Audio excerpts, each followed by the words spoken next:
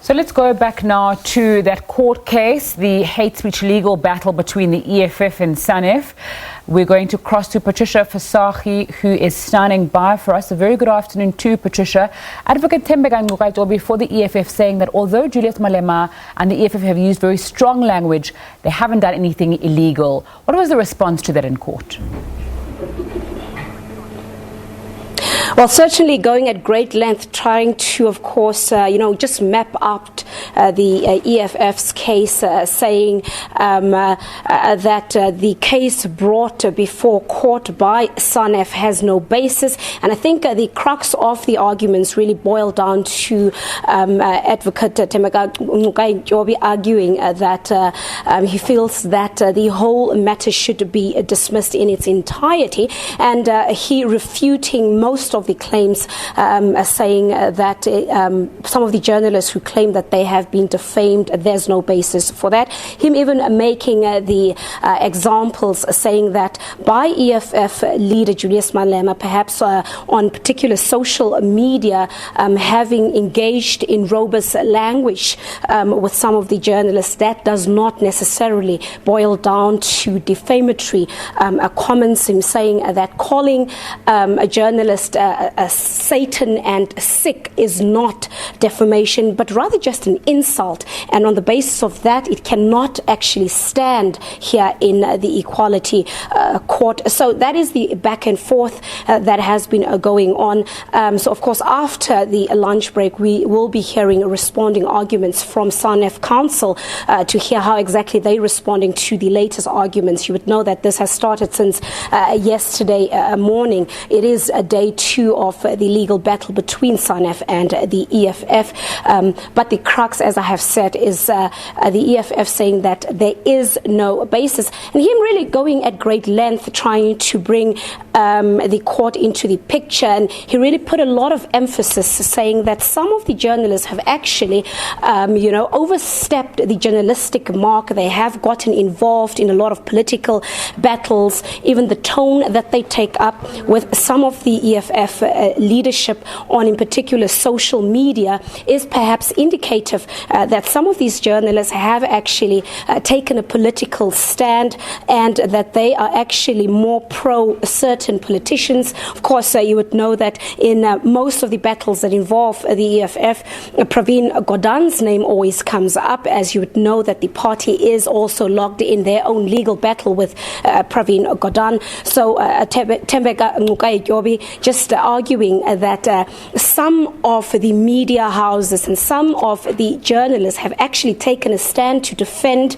Pravin Gordhan. They're actually defenders of President Cyril Ramaphosa as well. He goes obviously a step further, saying if you look at some of their writing on social media and even some of the work that they do as journalists, it is very clear that there is a constructive political agenda that has been pursued by particular media houses, and that is to silence the EFF, and that is also to stop the party from engaging in robust, radical and progressive speech. And what the counsel for the EFF is arguing is that there is nothing illegal and perhaps untoward for politicians to, of course, engage in certain political speech, and some of it is really just metaphoric, and it has no basis to be brought before a court.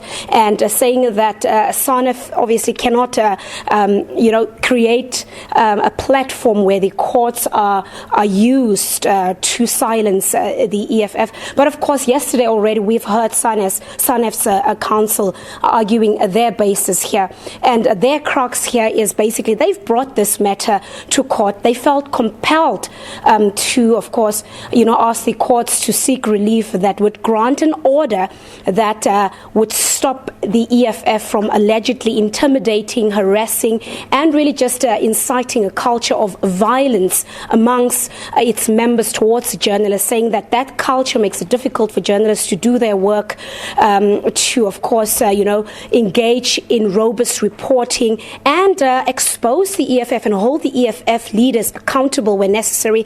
We heard, of course, even yesterday morning where SANEF was saying, in particular, young journalists are currently even scared to, report freely and fairly and impartially so against the EFF, and that results from the ongoing culture that we have seen, of course, throughout the months emerging from the domain of the EFF. But the EFF saying that some tactics that they believe come from particular media houses actually started as an electioneering campaign against the party, and that was to weaken the party's strength at the polls. Of course, you would know that South Africa just comes out of the national elections. So they're saying this was a strategic agenda that was formulated by certain politicians using a certain journalist to, of course, attack the party, weaken the party's strength, and silence the party. So after the break, we of course hope to hear how counsel for SANEF would be responding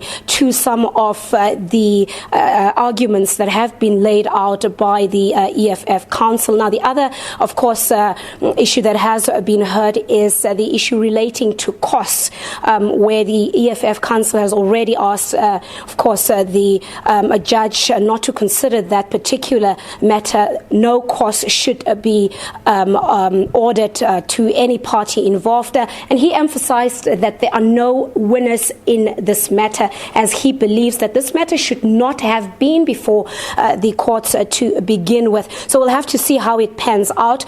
You would know that the matter, of course, has been scheduled for 3 days, today being day 2, and tomorrow hopefully will be the last day. We'll have to hear how the arguments go on after the lunch break.